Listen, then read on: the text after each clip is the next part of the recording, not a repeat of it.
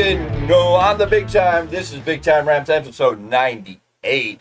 We're going to talk about AEW and the ratings dropping to 502,000 and all the excuses they've got. And is Shane McMahon going to be the savior of professional wrestling? We'll talk about Kayla Braxton leaving WWE. We're going to talk about the Wyatt SIck, a fallout of that. And CM Punk drives himself out of the hospital and people complaining that he broke kayfabe. We're going to discuss that so much more right here on Big Tyme Rants, episode 98. Stay tuned. Let me give you these shout-outs. It's your boy Miguel Z with the Value of Wrestling New Japan Rebound Podcast. I've got a guest for you folks at StocktonCon. What up, everybody? AJ Kirsch here, the voice and the host of StocktonCon. The Value of Wrestling is awesome, so subscribe on YouTube. Scan the QR code right here, now. Subscribe, check it out. There we go. You'll be glad you did. Thank you, brother. Yeah, that's what. Hey, man, shout out to Value of Wrestling. I'm right here with the Big O's, San Jose. We're going to shut this shit down. Love and respect, all right? Value of Wrestling. Hello. Man, thank you, brother. Thank you. Well, ladies and gentlemen, I'm back on the Big Time. This is the Value of Wrestling. This is Big Tyme Rants. This is episode 98. 98, almost 200 episodes of the Big Tyme Rant. Almost 100 times that I've come on here and ripped and ranted and talked about whatever the hot topic in professional wrestling was. Some weeks were slow, some weeks were busy, but this week is just absurd almost. So CM Punk got taken out by Drew McIntyre on Smackdown this week. We heard the banging against the door. They opened the door. In came Drew McIntyre with CM Punk, carried him out to the entranceway, dropped him on the ramp.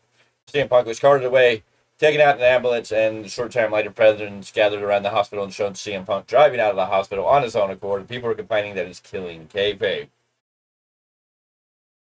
I think you're taking a little too stretch, a little too far. CM Punk was beaten down. Drew McIntyre, we're going to find out. He got cleared out of the hospital, was cleared enough to go home. It's not like he was dead. Did he get beat up? Yes, but he wasn't like Chad Gable dead. No, even Chad Gable wasn't that dead. I get people want to suspend their disbelief, and I know people like the idea of kayfabe. And CM Punk is good about the old school selling of kayfabe, but it can't protect everything. I think people got to give a little leniency here. CM Punk drove home. Can't wait to see what comes up next. What's going to happen on Monday? Is Punk going to be there? Supposedly the report is Drew McIntyre is going to be there. So a lot of things going on.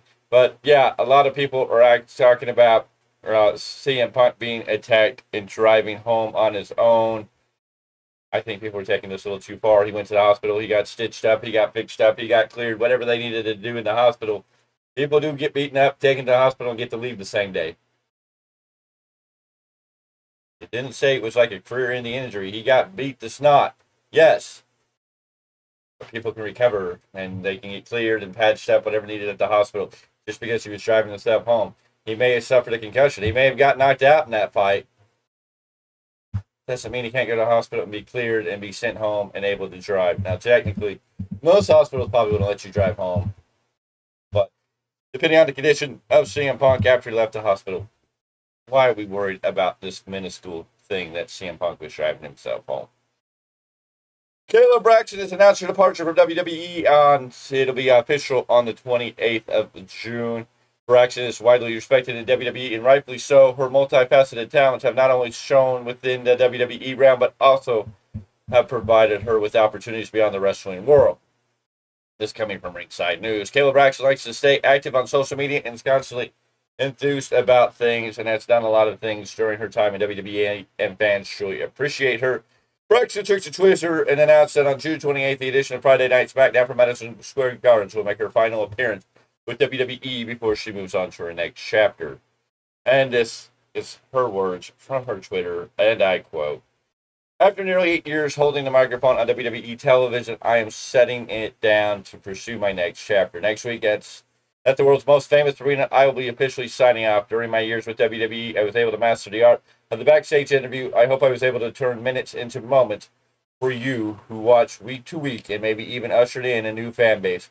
My banter with Paul Heyman became the stuff of legends, and I'm so thankful for all he has done to elevate my career. I gained a wealth of knowledge from the wise man, and for that, I'll be eternally grateful. In 2016, the legendary Michael Cole brought me in to the beginning of my WWE career as a ring announcer with NXT, but I quickly found myself touring the globe, hosting Hall of Fame ceremonies, kickoff shows, and helped launching WWE's first weekly morning show, The Bump. I exited The Bump after more than 200 shows, and I moved to LA, Now on the West Coast, I've been offered new opportunities that will further utilize the skills I've gained working for the largest sports entertainment company in the world. I'm extremely grateful to Triple H, NitCon, WWE, and all of its partners for allowing me to be trusted voice on WWE television for all these years. Thank you to every single person who made me feel like this was my home and that I was a part of this family. Thank you for taking a chance on me and welcoming this outsider with open arms. I hope I made you proud, and I love it if you stay with me for the next chapter. I'm excited to reveal it to you all of what I have coming up next. Kayla Braxton leaving WWE after Smackdown this coming Friday. What a joy. What an occasion. Thank you, Kayla, for everything you've done. We love you. We can't wait to see what you do next. We will be there as the Value Wrestling to support you, whether it's in a wrestling endeavor or whatever it may be. Can't wait. The Wyatt SIck made their presence felt on WWE Raw. No signs of them showing up on SmackDown. Can't wait to see the fallout coming up on this week's episode of Raw. And it's going to be interesting how they piece it together, what the story is going to be told. A lot of people are hypocritical, saying they cannot keep this going when it hasn't even got out of the door. Hasn't even got the ball rolling. A lot of people referring to the fact that Bray Wyatt was never allowed to get over with the same Essex character. And I think we had to look at who was running the shows during those real runs. Bray Wyatt's final run with WWE really never got to get the headway due to an illness, COVID, and then his untimely passing kind of transcending when he was supposed to really make that comeback and really launch into the next chapter of Bray Wyatt's story. Now that we have the Wyatt SIck on TV, it's going to be interesting what we're going to see. Jacob Fatu, the Samoan werewolf. A werewolf is on the loose, ladies and gentlemen, and everybody needs to be prepared because this man is going to bring it to a whole nother level. This man is going to take the bloodline from mediocre to extraordinary. This is a savage man. This is a werewolf. If you haven't seen him in action, go to YouTube, Google it, go research Jacob Fatu. We at the Value Wrestling love Jacob Fatu. He's in the opening part of our show there with our shout-outs that we do on each and live show. I did it here earlier with our shout-outs. AJ Kirsch live at Stockton Con, and then Jacob Fatu live from the Battle in the Valley, Albert and San Jose. Thank you, Miguel, for pulling that video out. We've been supporting the Samoan werewolf for a while now. We love Jacob Fatu. We can't wait to see what he's going to do on WWE TV. His presence was felt strongly. He's a game changer, going to change the whole direction of this Bloodline storyline. So many other interesting facets coming out now. Hikuleo still out there in some realm or another. Is he going to be involved in the WWE storyline and this Bloodline? Zillow Fatu saying next in line. Rikishi talking about who's next. A lot of other names are out there that are still existing that could show up to join this bloodline, that could join this story, that could become part of this infamous bloodline. But Jacob Fatu is the man. And boy, is he going to take this to another level. We're excited. SmackDown was awesome last night. And we can't wait to see how it all comes together, how it all plays out, what we're going to get. It is an interesting time in WWE. While they are cooking hot, AEW seems to be tripping over their own shoes.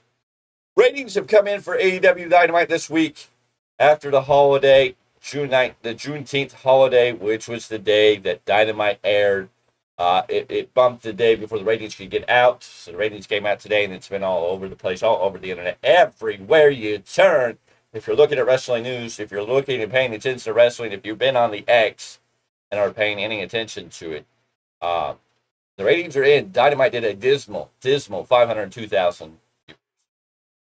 What does that mean? Depends on who you are. Depends on what you're feeling. Depends on how you look at it. But 502,000 viewers on a show that didn't have NBA basketball, didn't have any real strong competitors. People are going to say the Kendrick Lamar concert streaming on Amazon was competition. People are going to say it was a holiday, Juneteenth. People were out barbecuing and not watching the show. People are going to say the lead-in program, Black Panther, one of the biggest blockbuster Marvel movies to come out in a long time, did not have the viewership. 85,000 is what WB is saying was in the demographic that transferred over from Black Panther to AEW Dynamite, when they're usually in the 200,000, because those are the people watching Big Bang Theory, which usually precedes Dynamite. So you're telling me the Big Bang Theory is what helps sets AEW television off? Is this what really is pulling those 700,000 viewer numbers? Is that Big Bang Theory? If it's not for the Big Bang Theory, AEW Dynamite doesn't get viewers? That doesn't make sense. These excuses are weak, lame, and horrible. They're talking about it being a holiday. Everybody was out cooking. Cool. But here's the thing. WCW used to have Monday Night Raw house parties. Or WCW Nitro house parties. Excuse me. They'd go to houses. They go to the fraternity house where people were gathered together to watch wrestling. They were having barbecues. They were having events. They were having house parties. So why is AEW not building to this type of presence where they're having people celebrate Juneteenth, having these massive barbecues, but people aren't wanting to watch the show? You're not giving them anything to watch. That is the issue. It is not who's tuning in, but if you have a holiday and people aren't watching, what does that say? That says these people, you're giving these people reasons not to worry about watching. They're like, oh, if I miss an episode, it's no big deal, right? That's wrong. That's negative thinking. You should be making sure everybody's here every week trying to figure out what's going to happen next week. You want people to be tuning in. They should be having their barbecues, their parties on Juneteenth, but getting ready to sit down at 5 o'clock Eastern, or 8 o'clock Eastern time to get ready to watch AEW Dynamite. But you're not giving them anything to watch, and you're not giving anything on that show that people stayed to watch because you didn't have the ratings throughout the show, and they dropped and dropped and dropped again at the hour mark, and dropped and dropped and dropped. This is on Tony Khan. This is on the booking. This is on gaining people's interest and make sure people know that they have to watch every show or they might miss something important. This doesn't mean bringing in surprise people to get surprises. This means creating TV that's captivating, that brings the viewer back each and every week. That means having things going on that if you don't watch the next week, you're going to miss it out. This is what WCW was able to do for a long time with the NWO and different elements of it. They had great wrestling on WCW TV, but they also had great storytelling. A lot of the luchadors that Eric Bischoff brought in was really the art of performance. And then he used the rest, like the NWO and the other characters, to build stories that would continue week to week. Tony Khan needs to apply some of these elements where he can put on good wrestling matches, but give us good, compelling storylines. Not the learning tree, Chris Jericho. Is it a gimmick? Yes. Is Chris Jericho reinventing himself and finding that niche that's kind of turning people off? Yes. Is it working in the favor? Not really, because he's really turning people off. The Elite, proven time and time again, this Elite faction with the Young Bucks, Jack Perry, and Kazuchika Okada going, bitch. Though it might be funny in the moment, is not creating compelling or captivating television. People are just rolling their eyes, shaking their heads, going, where is this going? And when you have the Elite faction, which is supposed to be this bad faction that's tearing apart Dynamite, trying to take down AEW, taking control and running rampage, how does any team beat the Young Bucks? Now, granted, I like the fact that the Young Bucks put over the Acclaimed. I complain that the Young Bucks don't put anybody over. They lost the match to the Acclaimed, so they'll have a title match. But in your storyline, they're supposed to be in control. How did they even lose the match? Should they not be controlling the referee? Should referees be intimidated by the Young Bucks and this Elite group to even count the 10 or the 3 count against them? I mean, where is this involving in storylines that is protecting the Elite and making them look like a threat to AEW as a whole? If they're getting beat by the Acclaim, then who cares? They're going to go into a battle of blood and guts against Swerve and the Acclaim. The Acclaimed already beat them, and we're really supposed to believe the Elite are going to be this magical thing. You brought them out of Double or Nothing in this stadium stampede match, this anarchy in the arena, and you lit Jack Perry on fire to make them look like the superior group who'll do whatever it takes to come out. But then you have the Elite, have the Bucks beat on TV by the Acclaimed, when the Acclaimed haven't been presented in any way or any shape or form to be important. Dynamite's 502,000 viewership is on you, Tony, because you have not brought any new viewers, and you haven't brought anybody in to come watch. You haven't given anybody any reason to continue to watch. And ladies and gentlemen, I will sit down tomorrow night at 8 p.m. Pacific Daylight Time, right here on the Value Wrestling Live, when we do our weekly roundup where me, Mr. Paulus Clark, and Miguel Z will sit down and we will discuss this, and we will discuss this even in more detail. We will get their opinions on this, what they think is going to happen. How do you save AEW from these dismal numbers? Are these the true numbers? Is it really the Big Bang Theory that makes AEW look better than it is? And what does it say about Warner Brothers Discovery? Are they going to be accepting this? And is Tony Khan going to get the numbers he wants when they can't even give captivating TV. But hey, maybe AEW has a savior. Maybe it might not be the almighty Marty Richards right here at the Value of Wrestling, but maybe it's a McMahon. Could a McMahon save AEW? Is Shane McMahon the hero of AEW? Is Shane McMahon the answer to all the prayers of AEW? Is Shane McMahon the man that can come in and give Tony Khan what he needs to boost those ratings back up and take AEW from a good wrestling show to captivating wrestling programming? Is Shane McMahon the guy? Is Shane McMahon going to AEW? Of course, right now, it's all rumors. It's all speculation. There is no facts. There are no proven things. There's rumors that Shane McMahon's reaching out to AEW wrestlers, that there's talk, there's rumors. Could Shane McMahon be this magic key? Could he be an answer to all the prayers for AEW? That's up in the air. I don't know everything Shane McMahon has done to help WWE. I know he was a big part of Raw Underground, which is now NXT Underground, and it really didn't do well. We know that supposedly Vince had to put Shane on the shelf because Shane ran Rupshaw during the Rumble and wanted to do all these things for Shane. We don't really know all the details. We're just going based on stories and reports that we're getting. Is Shane McMahon somebody you can trust?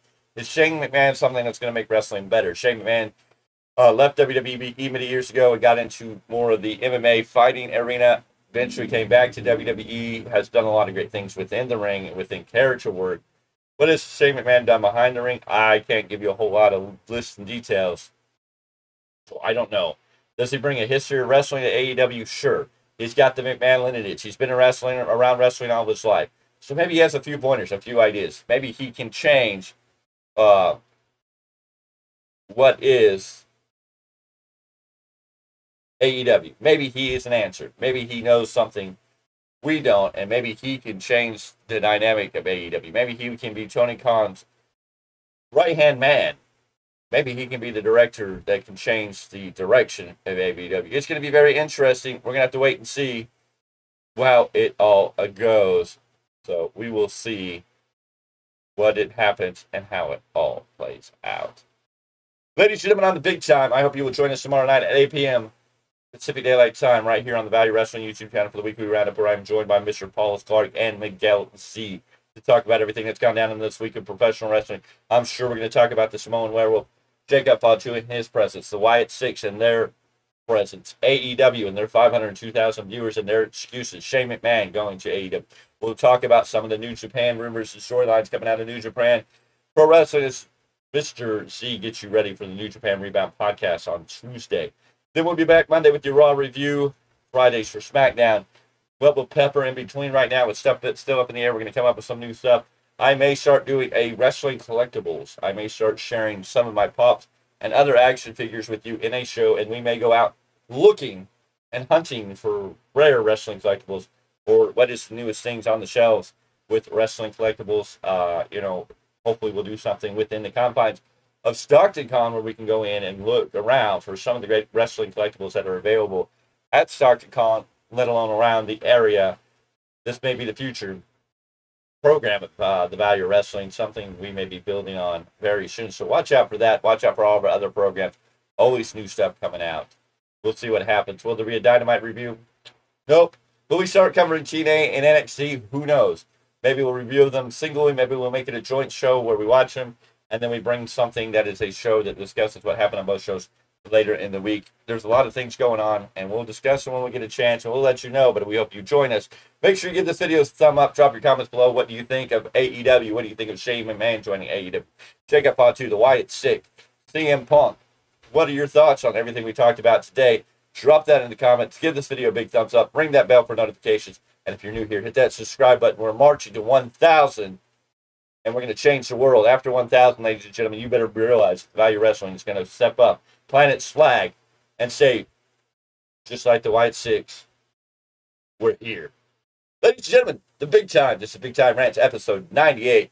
Thank you for tuning in. We'll see you on the next one. It's your boy Miguel Z